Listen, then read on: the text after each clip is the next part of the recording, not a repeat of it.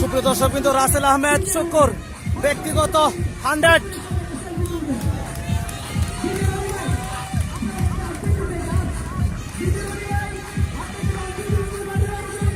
এবং ডিজে রনে আসছিল সেলফি তোলার জন্য মাঠে, এবং রাসেল আহমেদ শুকুর সেজদা দিচ্ছেন।